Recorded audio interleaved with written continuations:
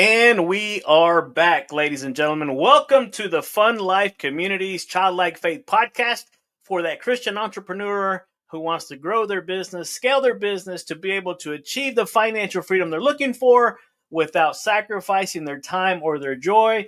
And do we have a show for you today?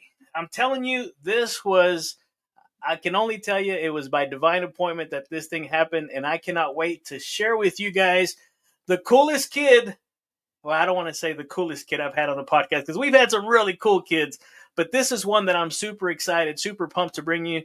And it was actually the very first book that I read in sales when I went to go work for my sales job. Meaning, I was a timeshare salesperson, my first sales job, and they gave us this book to read. And now it's almost as if life has come full circle, and we get to have him here on the podcast today. So today, we're welcoming a man who just didn't close sales. He opened doors of opportunities for millions of salespeople. He's been check this out. He's been the number one salesperson in every organization he's ever stepped into. And I don't mean like top 10. I'm talking like numero uno, baby, right? At the age of 10, get this. While you and I were just learning how to color inside the lines, he was already winning citywide fundraising contests. At age 18, we're trying to focus out who we're going to ask to prom. He became the youngest buyer in Macy's 100-year history, written over 30 some odd books, trained millions of salespeople, and coached astronauts. He was able to work with legends like, you guys know this guy right here, right? Legendary speaker, trainer, motivator, Mr. Zig Ziglar. We often say that that's who this whole Fun Life community is powered by. We're using his philosophies. Well, today we're going to meet someone who worked side by side with him. He's been known as the last mentor or the last mentee to Dr. Napoleon Hill. Even created a first ever 800 number call center. I'm telling you, the list, I could go on and on. He literally revolutionized the world of sales. And you may know him as the author of The Closers. And I'm going to say this here in the Fun Life community. I'm just going to say that I'm going to rename him to the Sandbox Sales Saint. I mean, I'm just going to go ahead and do it. I'll ask for forgiveness later. But seriously, guys, whenever you think about whenever you talk about the person that I'm going to introduce to you guys today, I want you to pay attention. Get your pen and paper handy ready because he's going to be dropping some unbelievable writer downers, guys. And please give me Ben Gay III, the most joy-filled childlike faith welcome here on the Childlike Faith Podcast. Ben Gay III, welcome. Thank you, JohnnyJuan. I appreciate that. I can't tell you how excited I am to have you, not just because of and I didn't even read a large percentage of everything that you've been known for. You've accomplished a lot, and I want to just give you as much time and effort as possible because here in the Fun Life community, we call it the Cool Kids Club. There's so many things that we work with people on mindset and public speaking and closing sales, and you've been known for all of that because I've got a few carefully selected questions that I want to ask you about, but I want you to kind of introduce yourself, kind of give them your elevator spiel, so to speak, to the cool kids, because we work with a lot of different people here in the East Texas area where we're from. I know you're over on the West Coast, but just share with the cool kids a little bit about yourself in your own words. Well, super. Thank you very much. I love to talk about myself, so that'll be easy. Looking at the screen, I don't know what your viewers can see, but looking at the screen, I see you, me, and then a bigger picture of Zig Ziglar. Let me tell you a little about Zig. You're talking about the impact people made on your life. How long have you known so-and-so? Well, I don't know. You get that type of answer. I met Zig Wednesday, September 15th, 1965 at noon at 1447 West Peachtree Suite 300. We had each answered a little ad in the Atlanta Journal-Constitution. It said, if you know anything about marketing plans, dial this number. And I didn't know I didn't know what a marketing plan was. But I was broke and putting a wife through nursing school. I was making $100 a week. Now you got to adjust that for inflation, but so call it $1,000 a week. Try and live on that now. So I went in the phone booth. For your younger listeners, it was a metal box, and you opened a door and went in, put a dime in the thing, and I dialed the number. And I forget whether he answered or someone answered for him, but pretty quickly I was talking to a guy named Bill Dempsey, and I began interviewing him because I was Ben Gay of Brown Gay Food Brokerage Company, skipping over the part that the gay in the food brokerage was my father, not me. I was just a retail salesman. And so after about 3 or 4 minutes of that, Dempsey cut me off and said, "Mr. Gay, I'm not the man standing in a phone booth answering want ads. Where are you?" And I said, "Well, I'm at where Peachtree and West Peachtree in Atlanta split at that Colonial grocery store in a phone booth." And he said, "Well, great. You're only a couple of blocks from me. Be standing in front of my desk in 10 minutes or never dial this number again." And he slammed down the phone. Again, for you younger people, we used to slam down phones. We didn't disconnect by hitting the button. So my running buddy, business partner, and best friend, Jimmy Rucker, came around. He worked for my father too, came around to pick me up. And I jumped in the car like Batman and Robin. I said, "Quick, 1447 West Peachtree Street." And he said, "Why?" I said, "We're going to be rich." My theory was anybody who would pay to run a want ad and then hang up on people who called had to be doing well. So I went skidding up in front of his secretary's desk with about a minute to spare out of my 10 minutes. And I said, "Hi, my name's Ben Gay, and I have an appointment." He said, "Yes, we've been waiting for you." And from behind me, this southern voice said, "Ben Gay, that's a funny name." And I turned around, and there was this curly-headed guy sitting there. And I said, "Yeah, my name's Ben Gay." I'm used to the Ben Gay jokes. Even back then, I knew the Ben Gay jokes, so it didn't startle me. But I turned around, and that guy on the screen right now, but a whole lot darker and less wrinkled, was sitting there. And I said, "My name's Ben Gay. What's yours?" And he said, "Zig Ziglar." And I said, "With a name like Zig Ziglar, you're laughing at Ben Gay? You got to be kidding me." Well, he'd answered the same ad. And so we went in. It wasn't an interview. It was an opportunity meeting. Bill Dempsey had a chalkboard up and began to do the 4 circles and all the things you do. I found out later, word for word from the script that had been written for him. And then ask us to join, which position best suits your needs. I don't know Zig's financial situation, but the one that was the lowest one, an organizer, was $91.41. And I thought to myself, well, I can get that much today's payday. I can get that much from Rucker's pay. He wasn't married. I figured he didn't need money. So we'll go out to the office, pick up our checks, and I'll drive it back down here and give it to this guy. Zig, I think, just wrote a check, but he didn't pick the $2,500 level or the $5,000 level, so he wasn't rolling either. Zig was 18 years older than I was, but he had not yet had a big hit. And but this day was the start of our big hits. And 2 other major things happened to me that day. I was handed this, I'll try and get it on screen, this record. It's a 33 1/3 record. I'd never be a good Vanna White. The Strangest Secret. Wow. That's a record, and that's the one he handed me. That copy there is many years old. And then he gave me this isn't it, but he gave me an old beat up copy of Think and Grow Rich. My original that he gave me has since been stolen. Although this one is signed by Dr. Hill. If you can see it there. Yeah.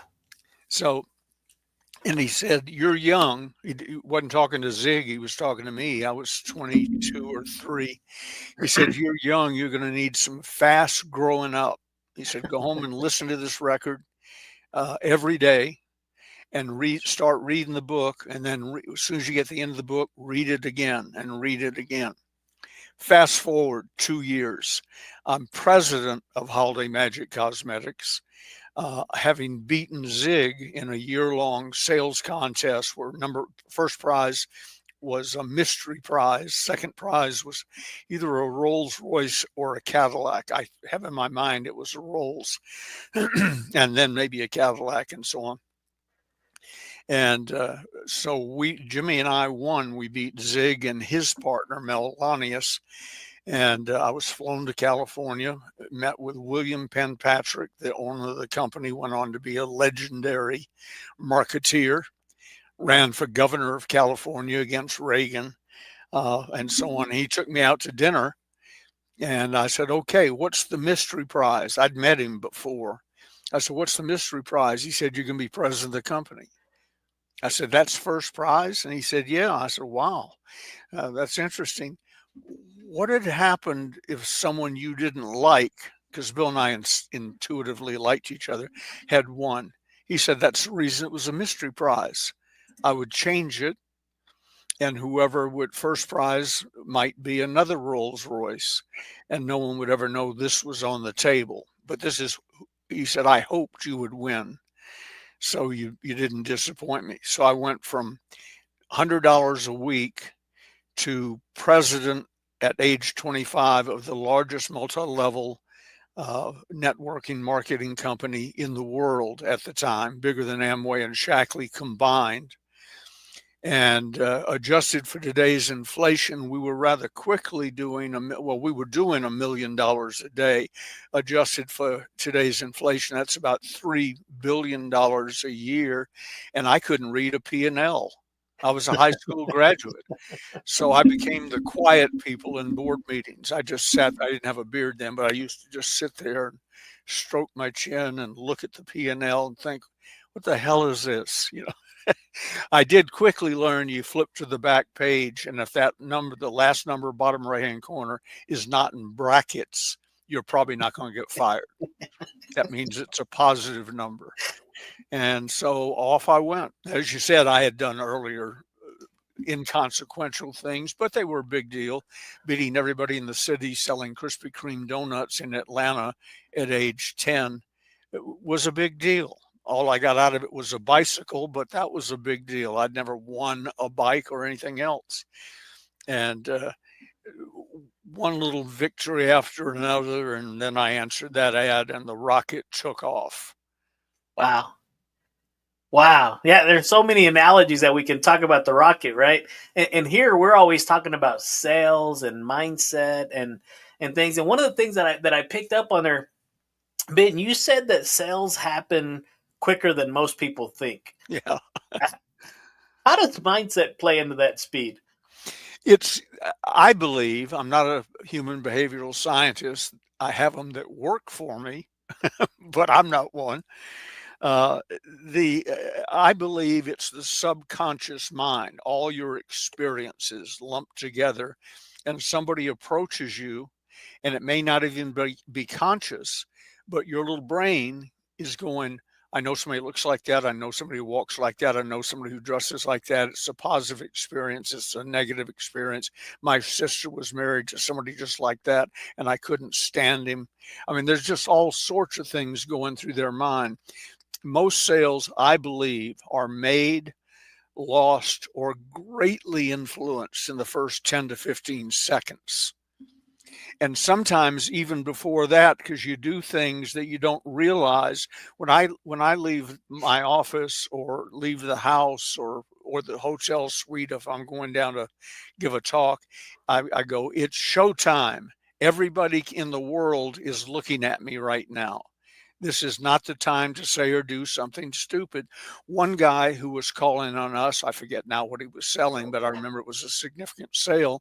I was looking out the office window when he pulled up, and he got out of the car, put on his jacket, straightened his tie, combed his hair, did all those things in the reflection on the mirror, and then coughed up a big Luger, I think is what the kids call it, and spit it in our driveway. And then he came in. Hi, my name is blah, blah, blah, whatever it was. I don't remember. And he didn't know we hadn't even met. It wasn't the 10 or 15-second rule. It was the 1-second rule. He was not going to do business with our company. You pull up in front of my office and spit in the driveway. You got to be kidding me. I have a friend named Richard Burns who made one of the biggest sales in his life. He was in the home improvement business. 3-story Victorian in Seattle, I think. And it was a wealthy neighborhood. And so he gets out of the car, and on the way he had to go up to the front door, he had to go by the swimming pool, and this little girl with her mother there splashed water on him. And rather than be upset and spend time brushing it off, he reached down to the pool and splashed back at her.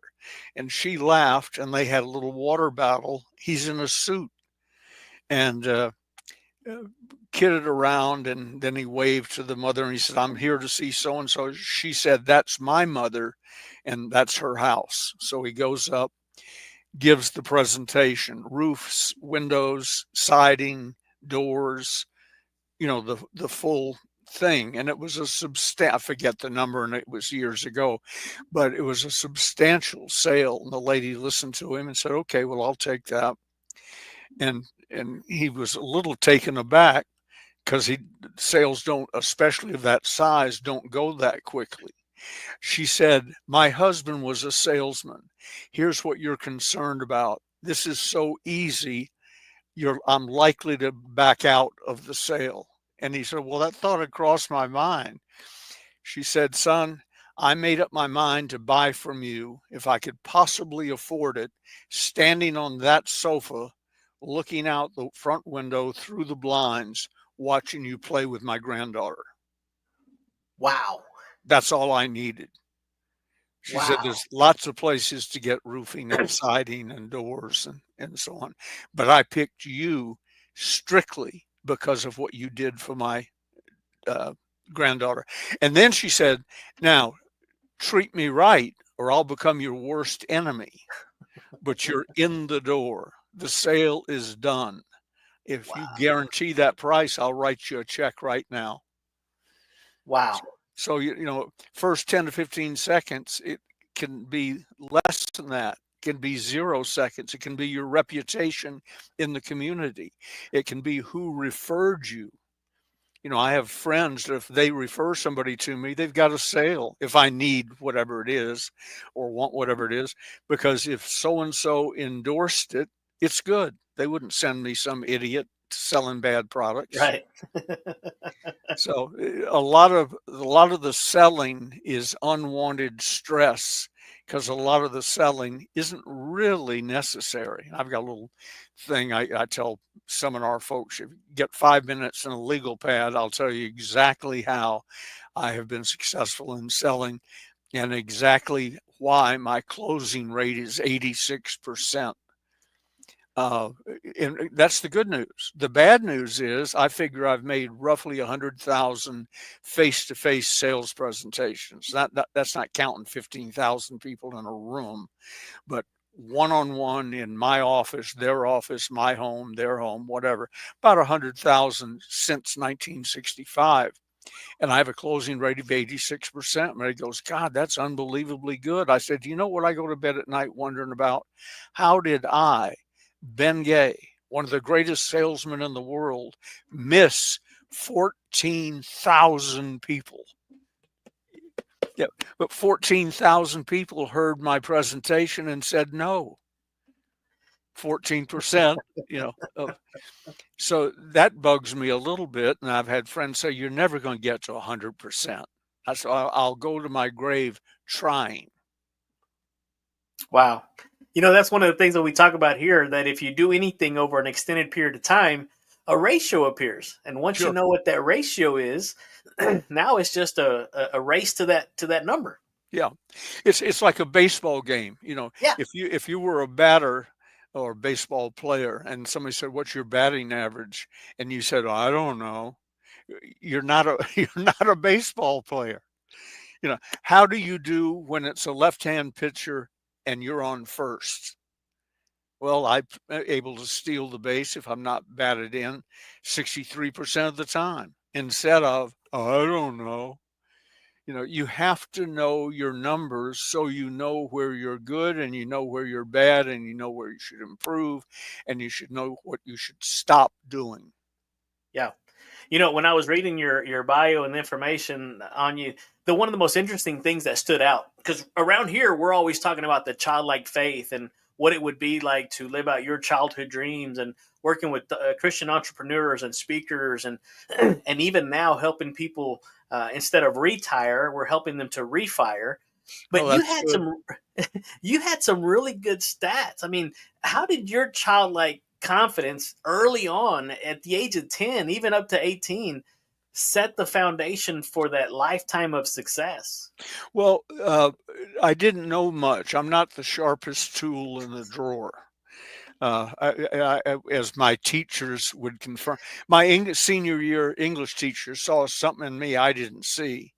And I had been thrown out of school, went to a private school, got thrown out of that and had to go back to the public school. They had to take me back because by law, you have to be in school somewhere until you're 16 or whatever in Yeah. Georgia. So I hadn't been in that school in quite a while. I skidded into the room late. And when I did, the class cracked up laughing. And she looked up and said, "Mr. Gay, I presume." Her name was Ms. Griffin. I had never met her before. She had no reason to know me, but apparently my reputation had preceded me. She spun around one of those self-contained desks. You sit on it, the books go underneath, and then you have the top, and it's just one. She spun one around facing the class, pulled it right up beside her desk, and she said, "You're going to sit here all year." And I thought, this is not good. I sort of wanted to sit in the back of the room, and when the year was over, she still wouldn't know my name. And she said, "Ben, you're going in front of the whole class. You're going to win the state writing championship." And I was thinking to myself, she's nuts. She doesn't know if I can write or not. And I struggle to write letters home from prep school. And so she said, "You're going to win that. And you're going to speak at graduation." Well, I'm not sure I'd ever been to a graduation, but I assumed the valedictorian and the salutatorian spoke first and second. So I think now she's really nuts. I'm going to win the state writing championship and speak at graduation. Well, we'll see how this turns out. But a few months later, I won the state writing championship thanks to her. She said to me one day, she was writing, we were given an assignment and I started writing. She said, "Nope, you've started at the top of the first page. Write the last sentence of this assignment first. That becomes your North Star. And then you drive, whether it's 8 pages, 10 pages, or whatever, you drive towards your North Star." So that was tip number one. And then she said, "Ben, I want you to learn." She knew I had a pretty good vocabulary. I was raised by intelligent people. She said, "I want you to learn to write at a 6th grade level so people can understand you." And then she patted my arm. She said, "Fortunately for you, that won't be difficult." So I assume that was an insult. I'm not sure. But she got to pick the valedictorian, salutatorian, earn their spots. She got to pick who gave the prayer. She said, "Now you've won the state writing championship, so I can use that as a leverage to explain to people why I picked you to give the prayer." She said, "You are a Christian, aren't you?" And I said, "Yes, I was, but I would have said yes no matter what, because now I was hooked." If I'd been a Jew, I would have converted immediately. So I wrote and memorized a prayer, which I had to give every morning for weeks in the cafeterias we practiced, and they gave their valedictorian speeches and so on. And then at the Atlanta Municipal Auditorium, when the time came, she nodded at me from the audience. I stood up, came down the steps to the lectern. I didn't know what a lectern was then, but I came down to the lectern. And I since we're on a tight screen, my hands were way out to the side, but I said to 3,000 people, stand. And 3,000 people stood up. And I thought, whoa, this is good. So I won the state writing championship and spoke at graduation, just like she said. And she kept track of me over the years. And when I went back to Murphy High School in Atlanta one day with my running buddy, Jimmy Rucker, I said, let's go to the office and let permission to walk around the school. And as I was leaving, one of the ladies at the desk who knew me, she'd been there when I was getting thrown out of classes. She said, Ms. Griffin, your English teacher, Mr. Evans, your history teacher, and Ms. Ritchie, your art teacher, God knows why, all I could draw was stick figures, have all said, if you ever come by the school, you're to call them. And she gave us the phone numbers, Jimmy and me. I called Miss Griffin, and she said, I wish she was still alive. She's not today. Not only did I turn speaking into a career, I've given 5,000 paid appearances and probably another 5,000 free in prisons and schools and churches and so on, and have written or had a hand in, co-written, published, edited 35 books. The Closers Part 1 being the first one. And Dr. Napoleon Hill, when I met him, I said to him, I hate to act like a gushing teenager, but you're the first person I've ever met who wrote a book. Most of my friends have never read a book, never written one. Well, that was 35 books ago. Wow. So if Miss Griffin were alive, she would get a kick out of knowing that she spotted one and encouraged one. Remove Ms. Griffin. And let's say I was assigned some other English teacher. Remove Mr. Evans. Ms. Ritchie didn't have that much to do with my successes, but she was a delightful lady and funnier than hell. So maybe that was a contributing factor. But you remove those two teachers from my career, you and I wouldn't be speaking today. Wow. I'd probably be a food broker at a medium-sized food brokerage company in Atlanta, making whatever my dad made adjusted for inflation, I'd probably be making today. And he did well. I mean, we belonged to East Lake Country Club and so on, but he didn't ever hit it big time. That came in the beginning in Holiday Magic. And then this may sound trivial, but it's not. How did I win the Krispy Kreme donut sale? I was in Atlanta. Krispy Kreme is a food group. It's not a donut. It's a food group. So selling them really isn't all that hard. But my father said, okay, you're going to learn a script. And I said, what's a script? He said, you in the South, we have screen doors. And out here in California, we don't. I don't think I've ever seen anybody with a screen door. But you have screen doors because of the bugs. He said, so you knock on the door and you step to the side where they can see your shoulder. They've probably been looking out the window anyway to make sure you're not Jack the Ripper. But the trick is they have to open the door. Who is it? When they do, hand them a dozen donuts and say, here are your Krispy Kremes. Will one be enough? Johnny, everybody I talked to, everyone who opened the screen door, without exception, in a contest that ran a couple of months, I think. Yeah. Everyone took the dozen and paid for it. And most took 2 or 3 or 4 dozen. And then once they got on that roll, I'd say, how about your children? Do they still live at home? Some took a dozen donuts.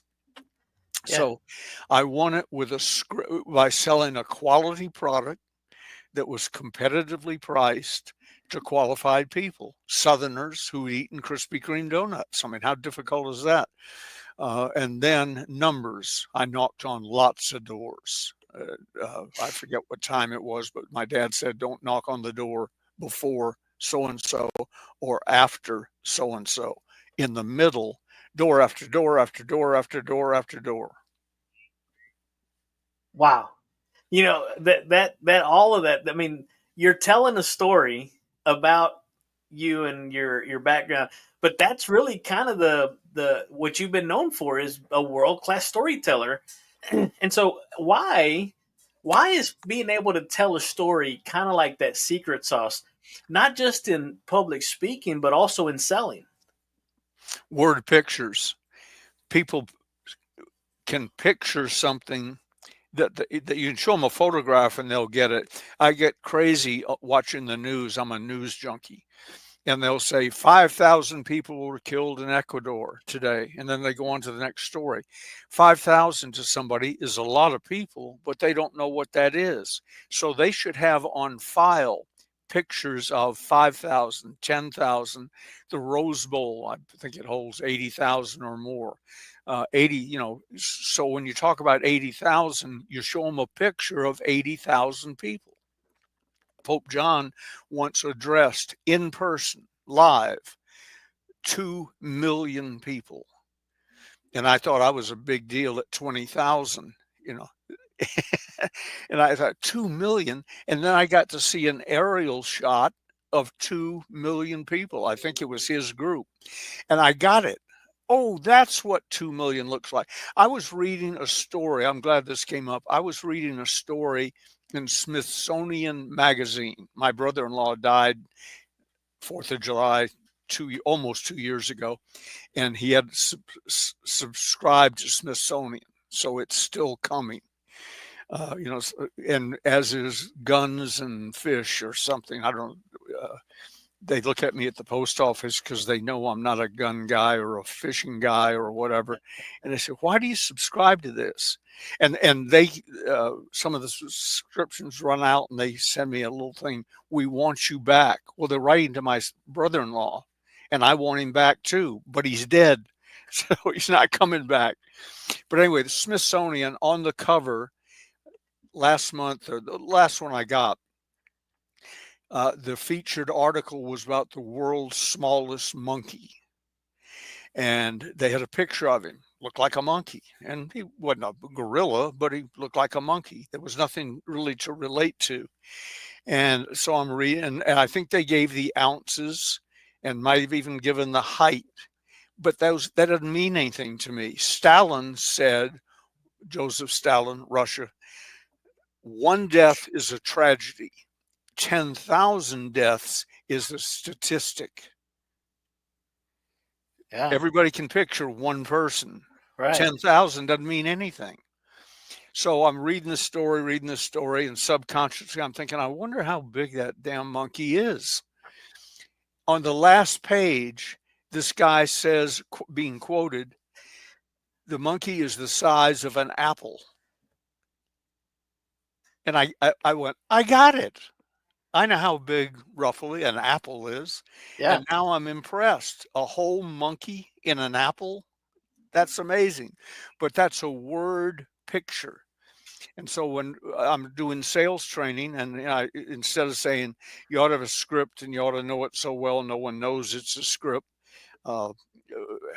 some great actor, I forget who it was at the moment, said the secret of acting was not to get caught at it. That's also the secret of selling. Be prepared, know your script. And I know people, I don't like a script. Well, that's because you don't know how to give a good one. Johnny Juan, everything I've said to you this morning, I've said before in other circumstances. I believe it. Yeah, it's a script. It's true. But I've told, I answered an ad in the Atlanta Journal-Constitution. Turn business opportunities. If you know anything about marketing plans, want to make more money, dial this number. Walked in with a minute to spare. I'm Ben Gay. Ben Gay, it's Zig Ziglar, blah, blah, blah. I've told that story 1,000 times or more. It's a good story. It's a word picture. It shows you that a person like me would know, and other things I've told you, a person like me with no education, if they get a quality product that's competitively priced, spend their days talking to qualified people, and know how to professionally and effectively present what's in it for the buyer, you ought to have an 86% closing rate. ought to be automatic. Absolutely. And you would normally think that somebody that has a high closing percentage is working with the most ideal clients, right? Their ideal avatar, and basically just saying, "Hey, shut up and take my money." But as you said earlier, there was 14,000 people that said no. Yeah, No, they said no to you, Ben.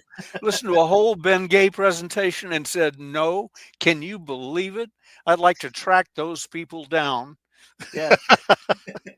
One of the things we're always talking about the mindset, and then the other thing that we try to focus on is the motivation. And I love Ziglar's quote about motivation, right? They consider it like bathing. If not done daily, you start to stink. And it's hard to talk. I say it's hard. I love talking about success because that's a lot of times what people see. What they don't see is the failures or our worst moments. And I wonder if you could share with us what was maybe some of your worst moments on stage or off stage, and what did it teach you about bouncing back and coming back? I had not yet met Dr. Hill, so what might have saved me from some of the tragedies, he taught me later. He taught me a daily success system, and everything I do is written down. My wife said to me today as I left the living area, she said, "When is your appointment at the skin doctor?" Because she saw a little discoloration on the corner of my eye. And I said, "I don't know. It's in my calendar. If you care, go to the office and look." I don't have to remember things because I write them down. And, what are you going to do tomorrow? I'm going to turn to the calendar and I'm going to go to Berman Skin Institute. I'm going to put out the garbage and recycling. I'm going to do a show with Denise Griffiths, my partner in crime, on a weekly podcast. And then it goes through all the technical things I'm going to do, write a Facebook post, do this, do this, do this. And if it's not on here, it's not getting done. So if it's important, it is on here. I just ordered my calendar for next year moments ago, dropped it in the mail. Well, because there are things that I need to do in 6 months, and 6 months pretty quick aren't going to fit in this calendar. Wow. So I have to have it. But to answer your real question, when I broke up with Holiday Magic, William Penpatrick, my first mentor other than my father, we were taking in $1 million a day, and he says, "We're going broke." And I said, "How is that?" And then I got to thinking, we were going broke because he had a 3,500-acre ranch up at Clear Lake, California, that I was, through my efforts, was paying for. We'd built a 15,000 square foot home up on the property, which I was paying for.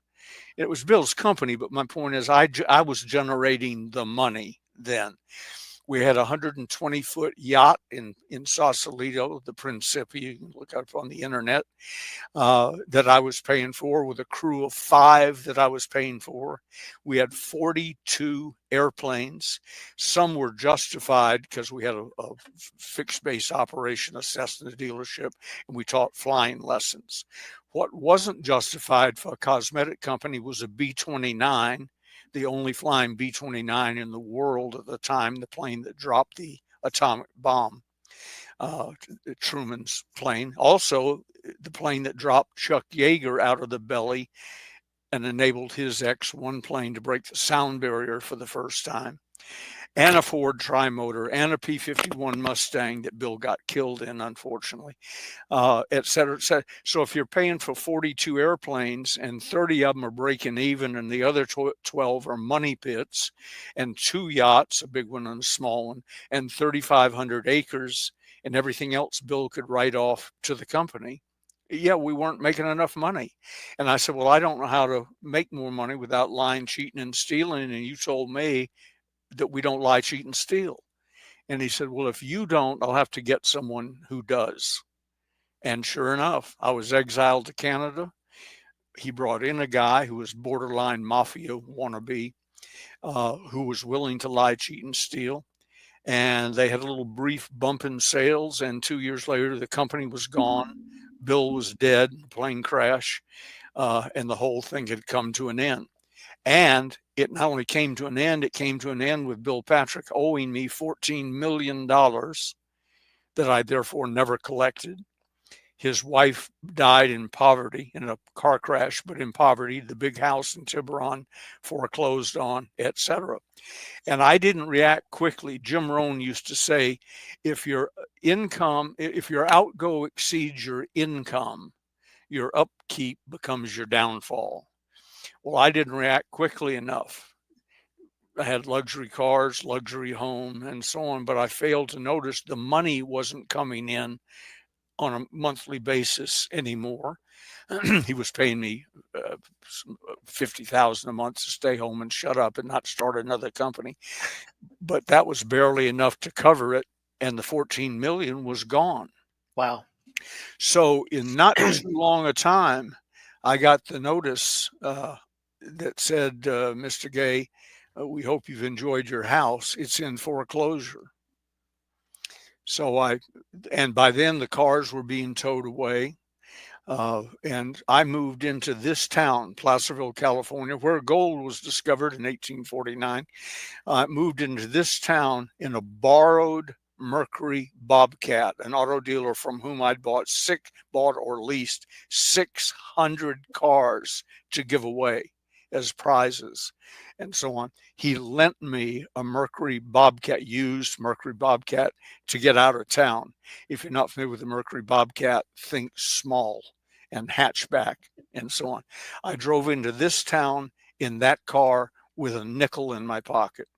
I left Marin County with 50 cents in my pocket, crossed the Carquinez Bridge, and I'd never driven up here before. I'd never crossed the Carquinez Bridge.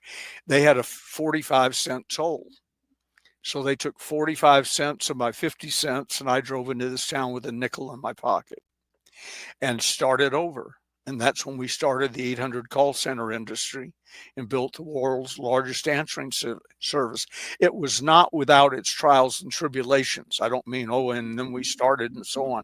There were times, my wife at the time, she's passed away now, not Gigi, my first wife, Marcia. The way I met a guy who later worked for me, who owned Elmo's Pizza in the town down the road where we first moved. The way I met him was he called because Marcia had written him a $12 check that bounced. And I said, Marcia, you can't do that. We're out of money. She said, oh, it was only $12. And I said, listen to me carefully. She's used to having millions in the bank and other investments. So it's just $12 checks are just supposed to go through. She didn't understand they won't go through with a zero balance. So house foreclosed on, cars towed away, drove in here with a nickel, started over because my father didn't raise no quitter. And then near the end of the answering service in 1986, I get in my car one day and I'm going to get a haircut and had a few minutes to kill. I didn't want to get there too soon. I opened up the local paper and it said Cameron Park. That's where we lived in this development down the hill. Cameron Park con man indicted. And I said, well, it's a small town. I bet I know him. Well, I did know him. His name was Ben Gay III. They didn't like the marketing plan we had with the call center. It had nothing to do with the call center. We also sold cosmetics. I started a cosmetic company, vitamin company, spun off from Bob Cummings, the old actor's vitamin company, which we had, Holiday Magic and so on. And they thought it was a pyramid scheme. It wasn't. They bought it at a discount and sold it. But at the end of a year-long trial, and I'm thinking all I got to do is win 1 out of 12, year-long trial, I didn't win any out of 12. I was convicted, and I stood up. It was a year-long trial, the longest trial in the Ninth Circuit in history. I don't think anybody's broken it since. I would eat lunch in the same cafeteria with the judge, not at his table as pals, but I saw him frequently. We were getting salad out of the same bowl and so on. And I thought, well, he's gotten to know me, knows I'm not a monster.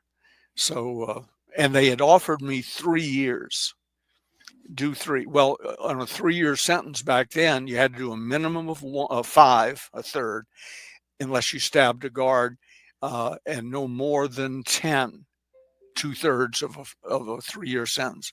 And so my wife said, My wife at the time said, "You ought to take it." I said, "I'm not taking it. I'm innocent. I didn't do anything wrong." So they came back guilty, had lunch, elected a foreman, and came back guilty in about an hour and 30 minutes. And of course, I'm up against the federal government. They have unlimited money and threats. They threatened some of my best friends. "We will indict you unless you testify against him." And several did. Probably put the nail in the coffin. So anyway, okay, I got to do 3 years. I took a risk. And I thought at the time, the trial's been a year long. If I only did a third of the thing, my sentence would be over now, not the end of a trial. And now I start my sentence. So I go down for the sentencing hearing, stand up in front of him. And he said, "Mr. Gay, you're one of the smartest people I ever met." And I'm thinking, good, this is going to be a testimonial thing. I'm rolling now. And he said, "It really breaks my heart, but I'm going to sentence you to 15 years in federal prison." Oh, The reason we're talking about this, you asked me about low points. Moving to this town with a nickel was a low point. Getting sentenced to federal prison for 15 years was a low point. Good news was you only do a third, 5 to 10. I could have done 10. Turned out I did 6 years. And Johnny Juan, you'll get a kick out of this. The reason I did 6 instead of 5, I was running their Western Regional Warehouse. It was a big business, and I was running it. I was approving guards overtime. If the real guy, the boss, wasn't there, if I put an initial in the bottom left corner, they were approved, they could work, and he would come in and sign the official form. But I used to say the correctional, they like to be called correctional officers, some of whom I'm still in touch with. I said, "Does it bother you that a guy doing 15 years is having to approve your overtime?" A little Shawshank Redemption moment, huh? They said, "Well, the thought has crossed my mind." So it turned out, the reason what I started to say was minimum of 5, maximum of 10. I did 6. And I'm thinking, I'm running your education department. One of my students,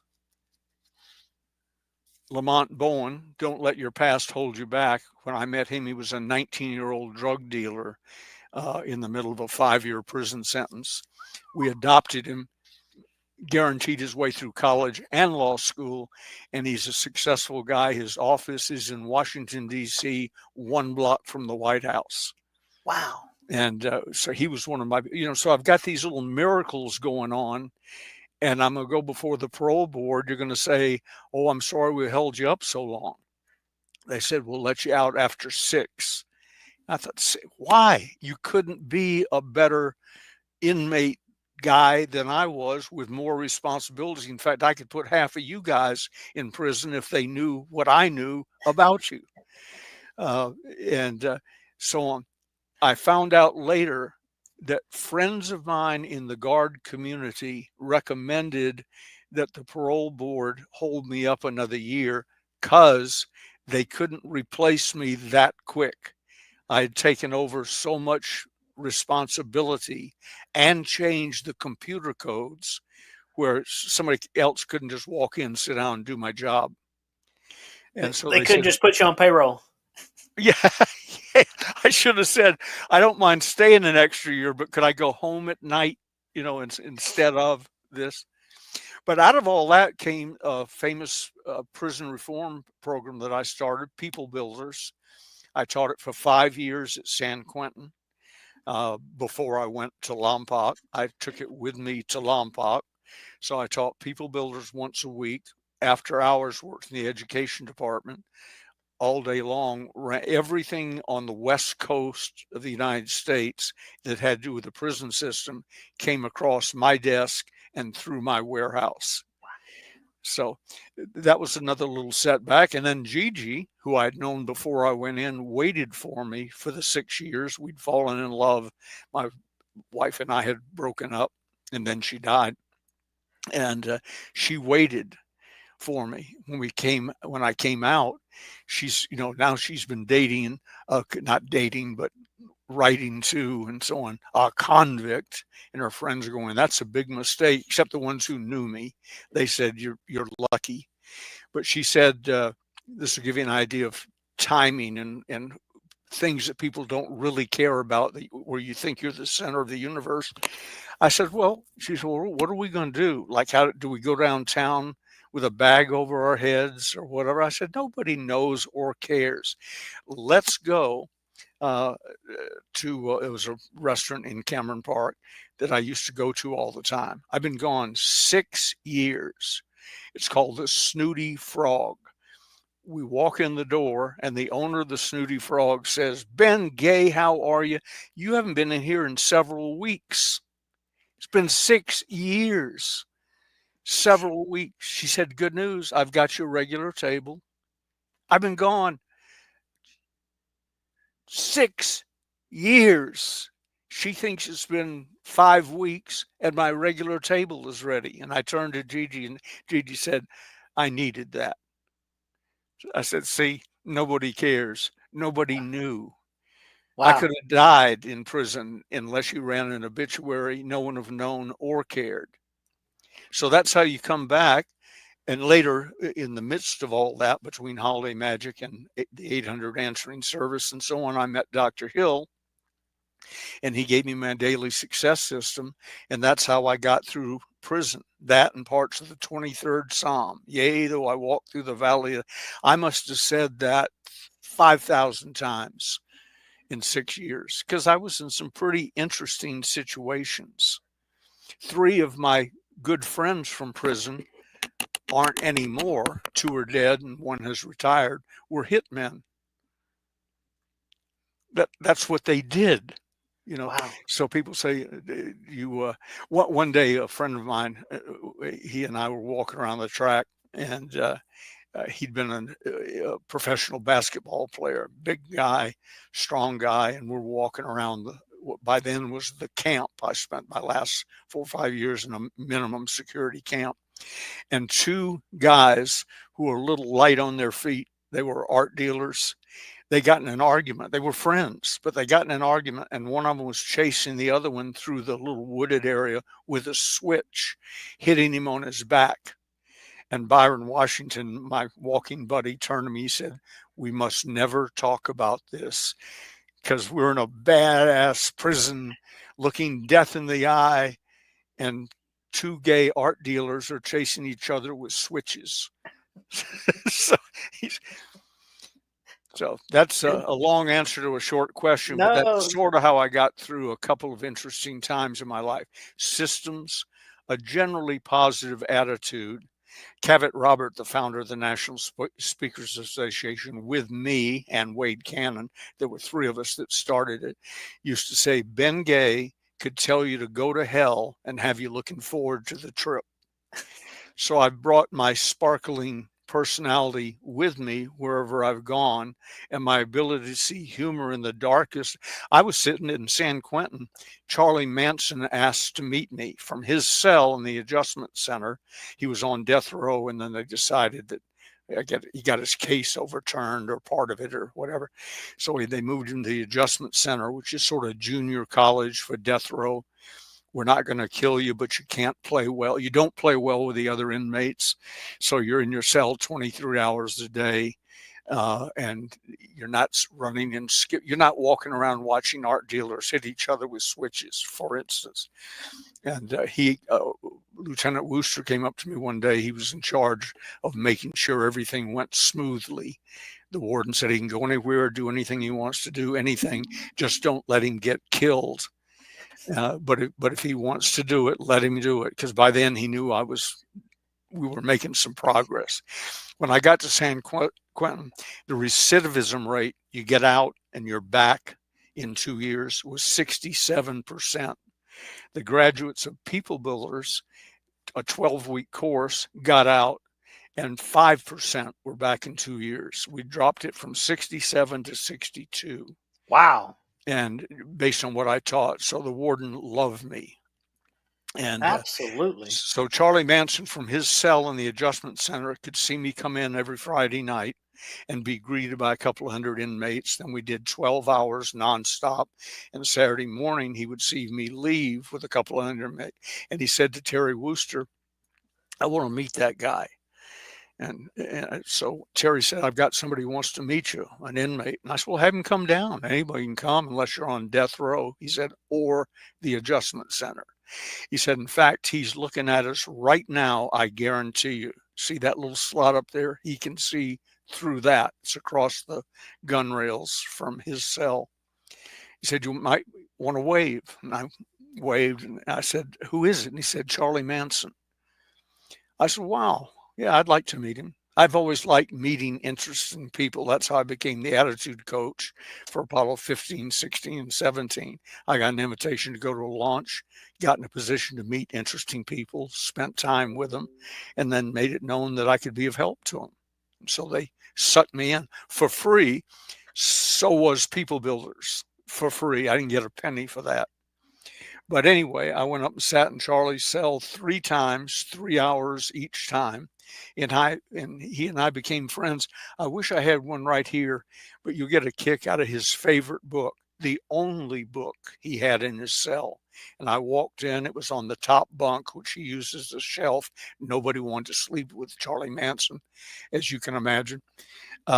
So he used that as a bookshelf and pants and stuff. And so I looked up on top and I said, Charlie, what an interesting selection of books. He said, it's my Bible. I couldn't have built the Manson family without it. The book, How to Win Friends and Influence People by Dale Carnegie. Wow. But see, JohnnyJuan, that's like a gun. You can use it for target shooting. You can use it to protect your family, or you can rob a bank with it. You can take that book and build huge successful businesses. And I have several friends who did, or you can use it to build the Manson family. The techniques are the same.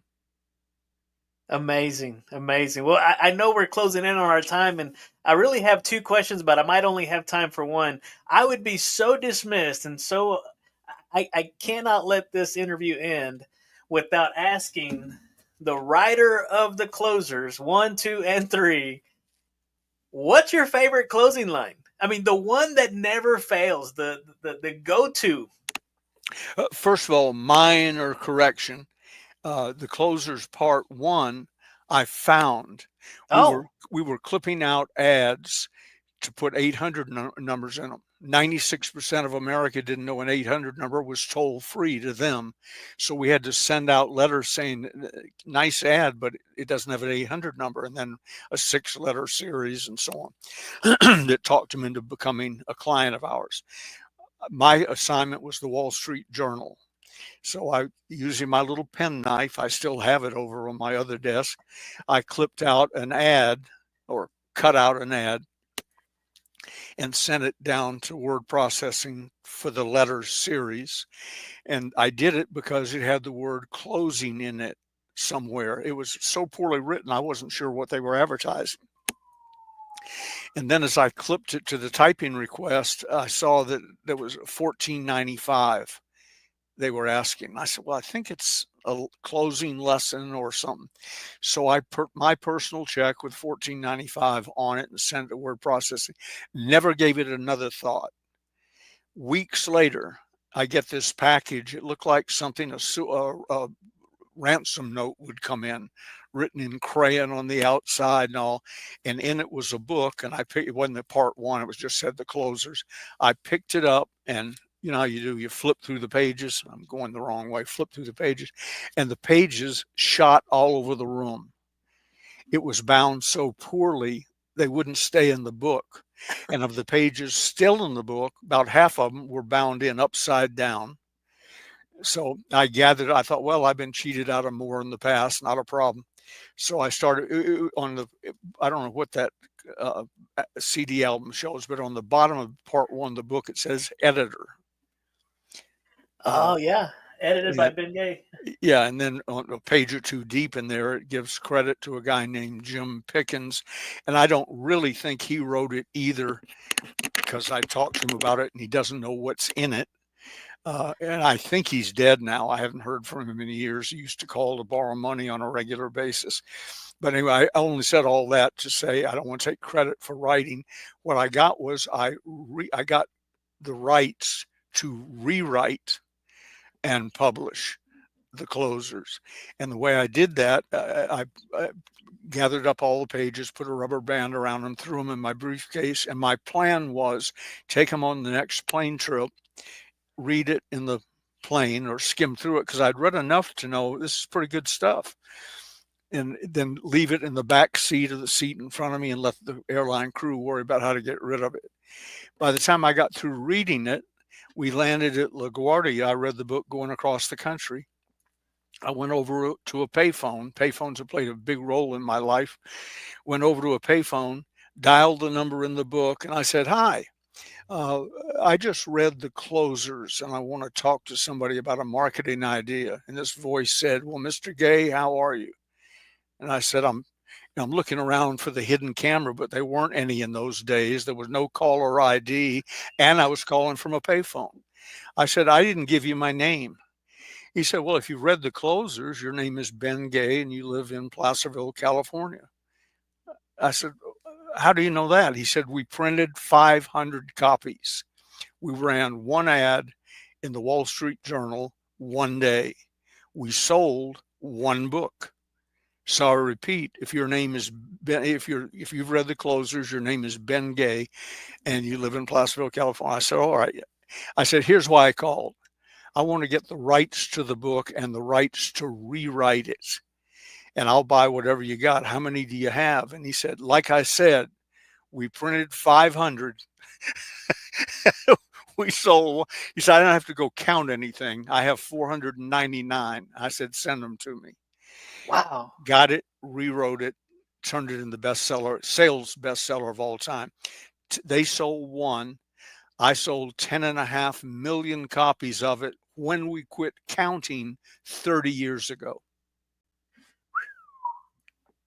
I normally don't say this, but here's why we quit counting. I was gone for 6 years. I was at Lompoc. And when I came back, I said, "Give me the sales figures." I knew what the dollars were. I talked to them every day on a payphone from the camp. But I didn't. They had lost track of how many they'd printed and sold. And they'd changed printers 4 or 5 times. So I no longer could say with certainty we have sold. But the figure 10.5 million, I could have proved 30 years ago. And it sells very well today without promotion. We haven't run an ad in 30 years. It's all just word of mouth.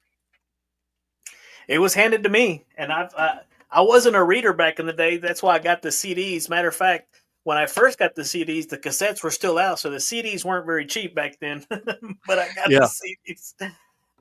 I got to ask one more question, if I could get a little bit more time. Right now, we're working with a group of entrepreneurs in this area, and we're helping them to change their mindset, change their motivation, the methodology on how they do everything. But you've led so many people. People have read your books, you've coached, you've talked to, you've spoken in front of millions. What advice would you have for someone stepping into their calling later in life?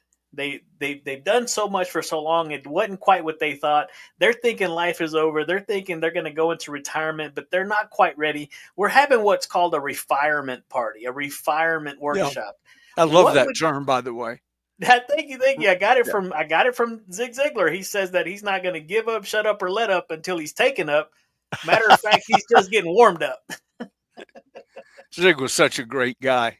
He is, and I get the privilege of visiting with Tom Ziglar almost on a weekly basis, which he said hi, by the way. And I'm curious, for someone getting into their calling later on in life, what advice would you have for them?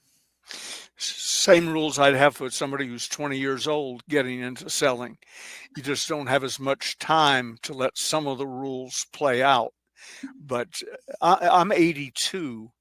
And I'm starting right as we speak 3 new businesses. It's not even a factor. The only thing I do is I tell Gigi a little more than I used to in case I fall over dead and she needs to know what was he doing. My dad died at his desk at 60. So I'm playing on house money. But if I Yeah. were new to selling, age isn't really a factor within reason. If I were new to selling, I would pick, and if you got your own product and you got to fix it, I would pick a quality product that is competitively priced. Doesn't have to be the cheapest. And people say, well, I'm already doing so and so. Well, if it doesn't fit this criteria, change what you're doing. Because to do what I'm talking about, these are rules. Quality product, competitively priced. Spend your day talking to people qualified to buy it. You won't always be right about that, but speak to people qualified to buy. If I were selling oil tankers, I wouldn't call my best friend down the street because he doesn't buy oil tankers. So I would pick that carefully. Meanwhile, I would become a person of class, quality, and substance.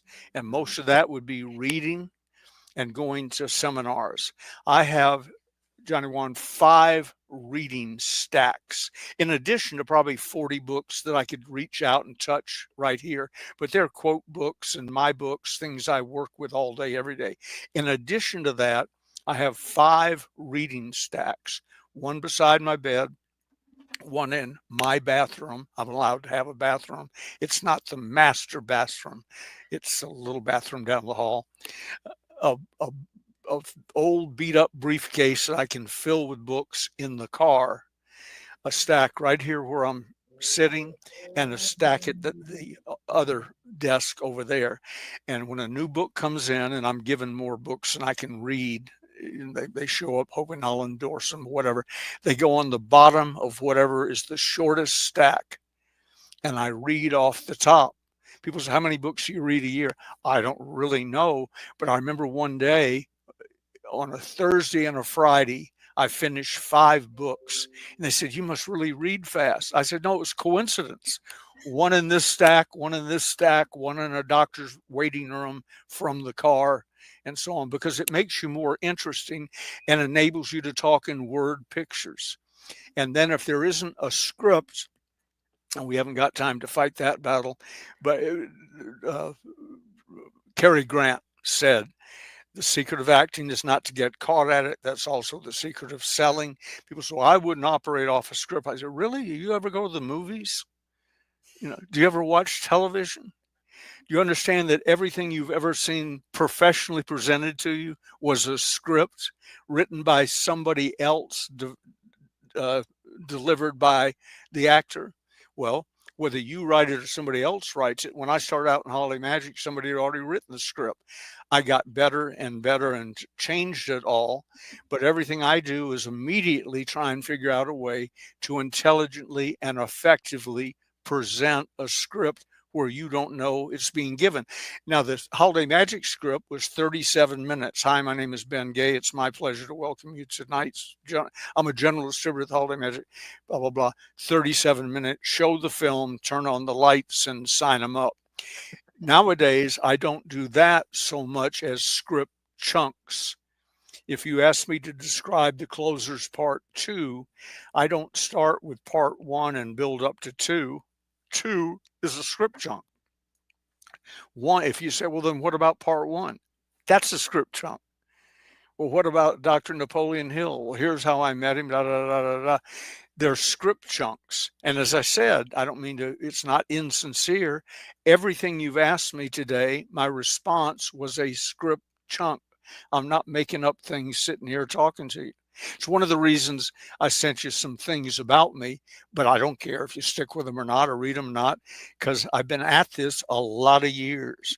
There's nothing you can ask me that I'll either don't have a script chunk for or say, I don't know. Tell me about that. I was pontificating to somebody one day about something I knew nothing about. But they asked me a question, and I was Ben Gay, president of the company. You're supposed to know these things. So I gave them an answer. And when whoever it was walked away, Dr. Hill got me by the arm. He said, Ben, come in here. And he took me in the office and shut the door. Shutting the door with Dr. Hill was always not good, because he never criticized me in front of other people. But when the door went click, no holds barred. And he said, you and I together don't know 99.9999999% of the available facts. So there is no shame in saying, I don't know. I said, yeah, that's good. He said, it wasn't good moments ago. You were giving a guy an answer about something you obviously knew nothing about. I said, oh, that was an I don't know. He said, yeah, try it. Makes life easier. Ben, thank you so much. Hey, in wrapping this thing up, if the people that are watching, I call them the cool kids, or they share it out there with their sphere of influence. If people want to learn more about you and your services, how can they connect? How can they get in contact with you? How can they get some of your services and offerings? Well, right there on the screen, I assume they're seeing what we're seeing, right? Yes. Okay. To order the Closer's book, and there's a lot of books in the series. I'm going to get it up to 100 before I die. Currently, it's at about 7.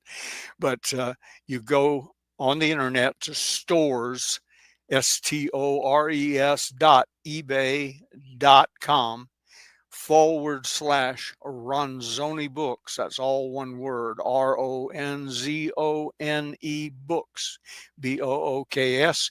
Look over the selection and order what you want. I recommend all of them, or they wouldn't be there. But start out maybe with the Closers parts 1 and 2. Another one that you'll see there is Sales Closing Power. That allegedly is by J. Douglas Edwards, the great sales trainer that trained most of the people of my generation. Truth is, I wrote that book, and when it's reprinted, it'll get a number and it'll be in the Closer series. But he didn't write a book before he died, so I wrote it for him and his family. I might get the Closers 1, the Closers Part 2, and Sales Closing Power. Then you'll know all of the fundamentals of selling, no matter what you're selling. And as people say, you ought to write that down. I said, well, fortunately I did. And they're in books and you can buy them, because they'll say, I just want to talk to you and pick your brain. I said, well, you pick my brain right after we pick your method of payment. And that's get the Closers 1, 2, so and so. And then I coach and or mentor lots of people, 30, 35 at a time, the same way Dr. Hill did for me. If you're interested in that, shoot me an email, or with any questions you might have, or shoot the questions to Johnny Juan. And if you're interested in the mentoring, and I say that because maybe I'll come back someday if I'm asked. Oh, you will. If you're interested in the coaching mentoring thing where I do for people what Dr. Hill did for me, shoot me an email, BFG3, as in Benjamin Franklin Gay III, but it's BFG, the numeral 3, at DirectCon. That's short for Direct Connect, DirectCon.net, directcon.net, and just put on the subject line mentoring. It's really all I need, and I'll send you back the details of how the mentoring program works. No cost, no obligation, just so you'll know. And we won't annoy you with follow-up phone calls. Read it and sign up, or read it and go away. Your choice.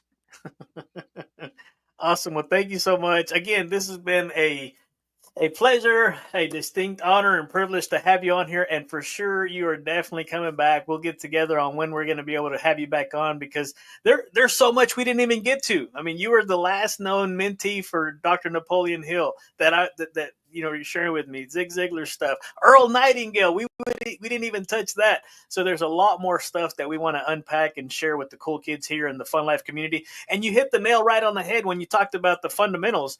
And that's what we talk about here in the Fun Life, is we're putting the fun back in the fundamentals. Because if you understand why you do what you do, how you do it just becomes a whole new level. And if you take that Venn diagram where those three circles intersect, I call that the fun zone, where it's not work, and you're getting paid for what you love doing. So, Ben, I can't thank you enough. Appreciate you. Any closing words? You want to dismiss these cool kids, get them out of here, back on the recess, back on the playground?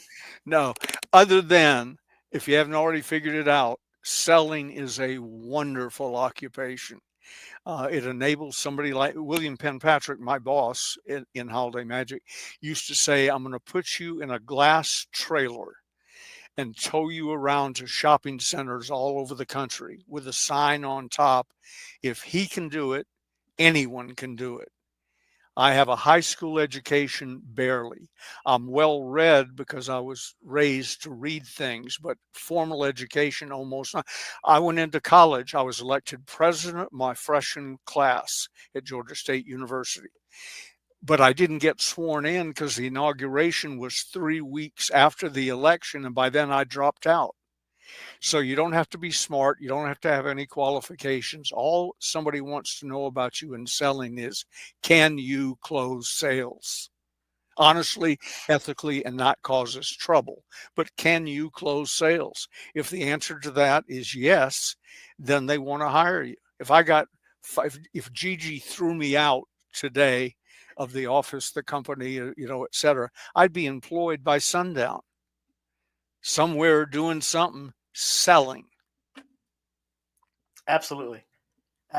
We always say that sales, when done right, it's fun, and fun is serious business. So, hey, thank you so much, Ben Gay III. Again, follow him. I'll put his email down below. So if you want to inquire about his mentoring program, the books, I'll put the link back in the comment section. Again, hey, thanks for hanging out with us here on Faith Your Fears Friday in the Fun Life community. For all you cool kids out there that are looking to start and grow your business, right? That Christian entrepreneur that wants to achieve the financial freedom without sacrificing their time or joy.